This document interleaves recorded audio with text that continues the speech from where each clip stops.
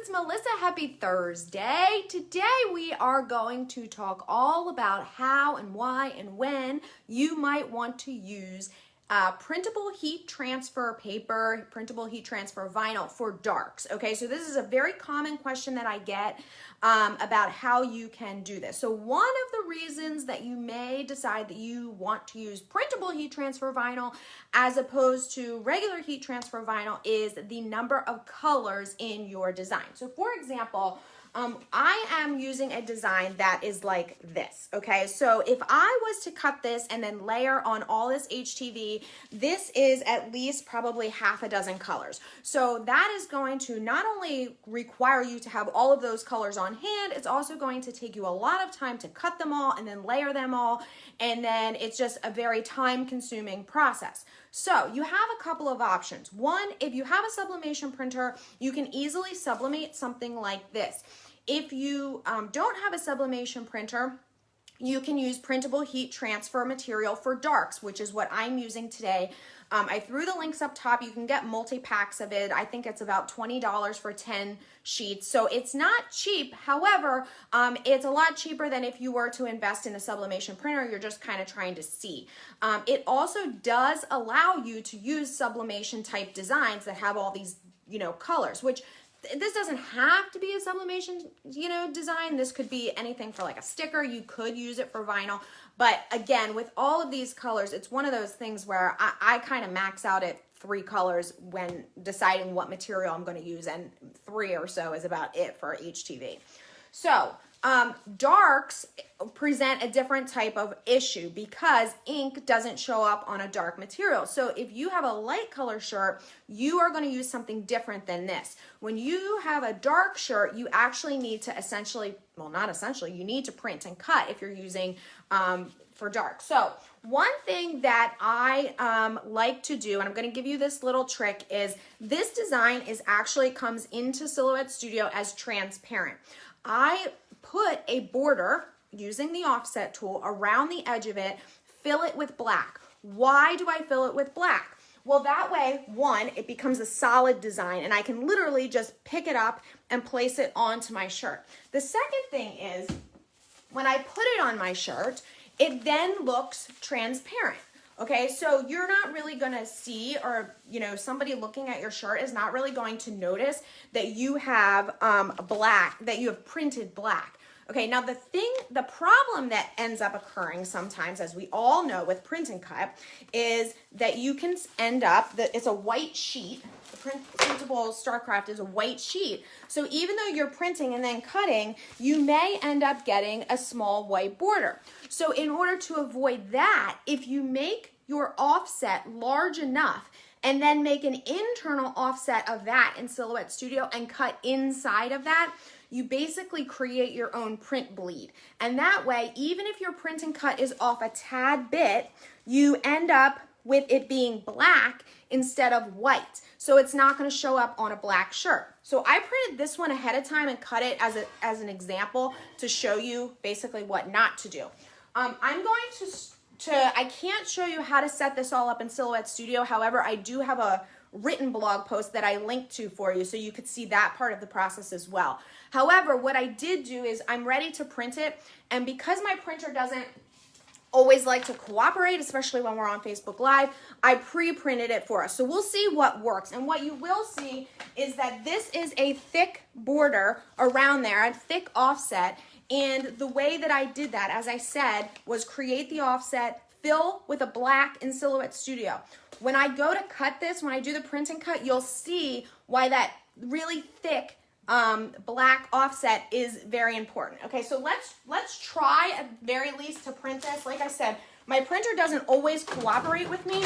I already have a sheet in there. So I'm literally just printing from Silhouette Studio by going to File, Print. And I like to adjust my settings so that I use best quality, so that I get the best saturation and vibrancy of the ink. Is vibrancy? I don't know if vibrancy is a word. So let's send this and see at the very least if it's going to print. If not, that's why I pre-printed. I didn't cut it yet, but that's at least why I pre-printed it for you. So this requires your heat press to be at 350 degrees for 30 seconds. So you want to warm that up while you're working on this. Okay, so there's three parts to this. Obviously the Silhouette Studio part. I have a written tutorial for that. I linked to it. I linked to all of the supplies. Then you need to print and cut, and then you are going to press using your heat press. Now this is specific. Everything that I'm telling you is specific for when you're using printable heat transfer for darks.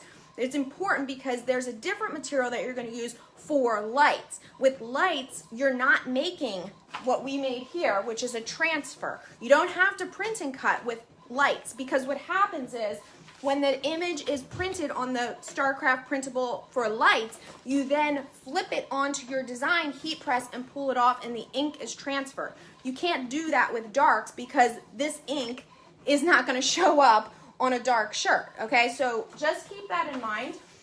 For the darks, you don't need to mirror your design in Silhouette Studio, okay? So just keep that in mind as well. You're just going to print like you normally would. And I have here my sheet, print and cut. So you have these printable, you have your three registration marks. Someone is asking, can you use Easy Press? Yeah, you should be able to use an Easy Press for this as well. Okay, so I have two sheets here that we can work with.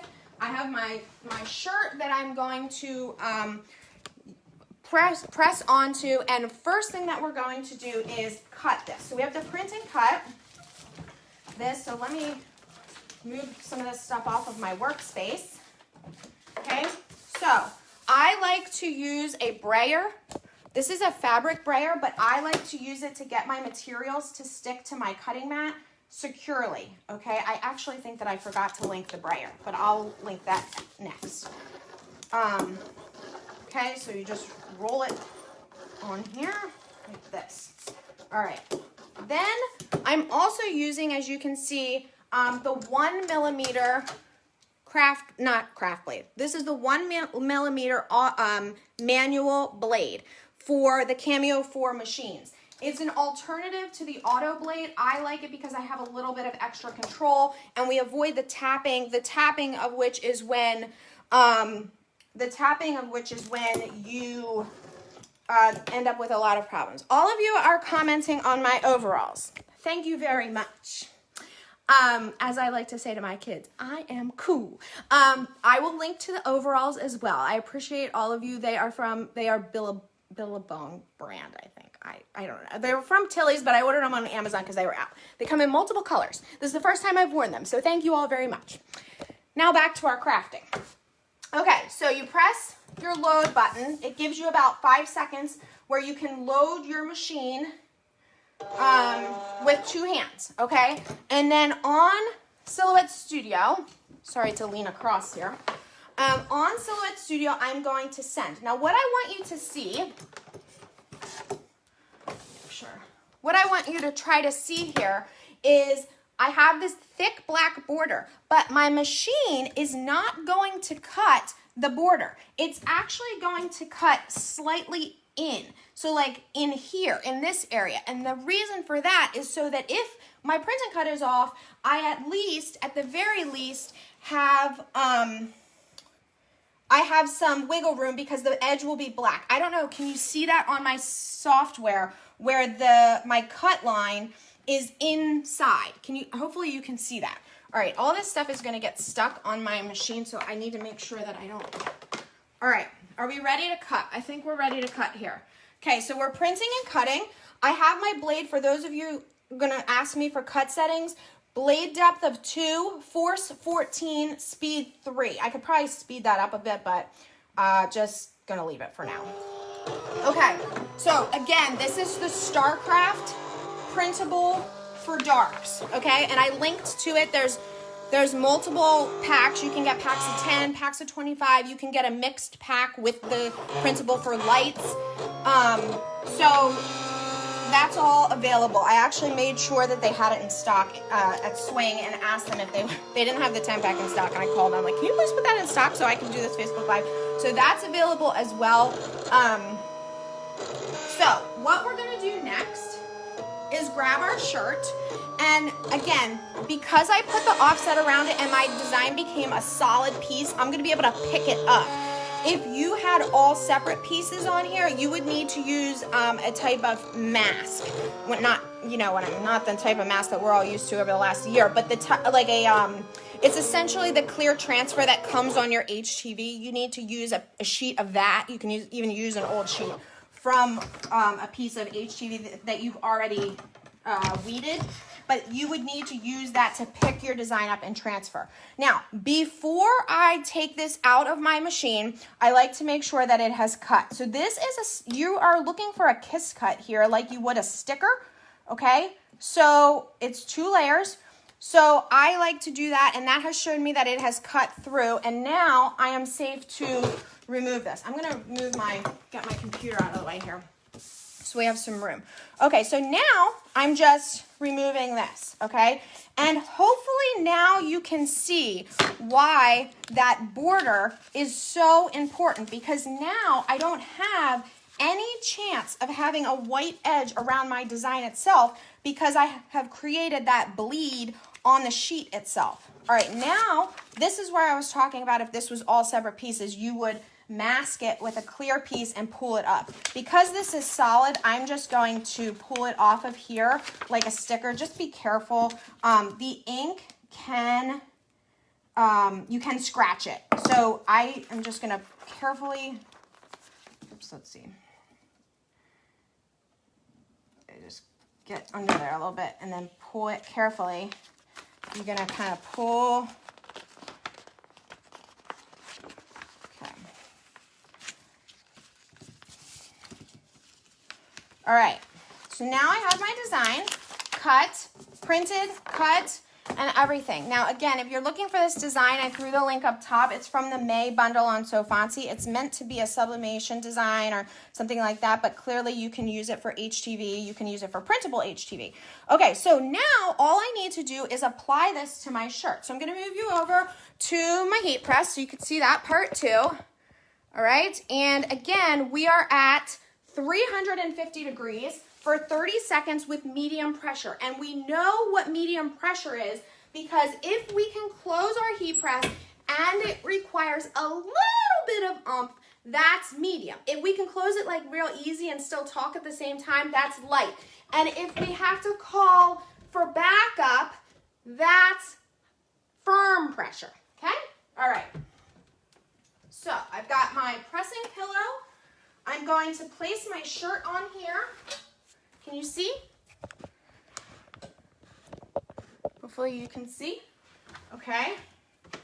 Now, I'm not even going to try to measure for the middle because there's a V on that shirt, and this little butterfly helps me out by having an exact middle. So I'm just going to place that on here. Okay. And then I'm going to cover with a Teflon sheet, okay? The pressing pillow is important because on sweatshirts specifically, the same thing with tote bags, you've got thick seams, okay? Someone's asking, is this recorded? Yes, this is recorded. It will be available for you to play back the whole thing on Facebook. It also goes to my YouTube channel in the next day or so, okay? All right, so here we go. 30 seconds. I do have to start the timer on this heat press because it's an 8-in-1, so it doesn't necessarily recognize that the top has been closed, all right?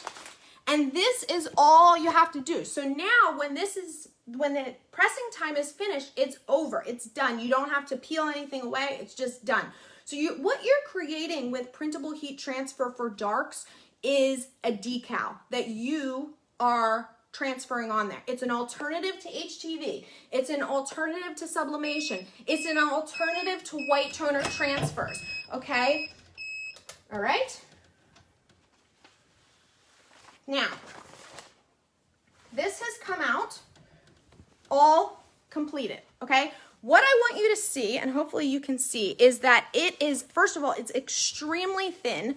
So let me see if I might be able to have to put my hand like in the shirt so you can kind of see, get a good showing. It's not, you can for sure feel it, okay? But look, you can hopefully see the grain of the shirt through there as I'm holding this up. It's kind of a super awkward angle of me, I apologize. But this can be washed. I would wait at least probably 72 hours, let it cure. But just keep in mind, the colors are going to be vibrant, they're gonna be bright.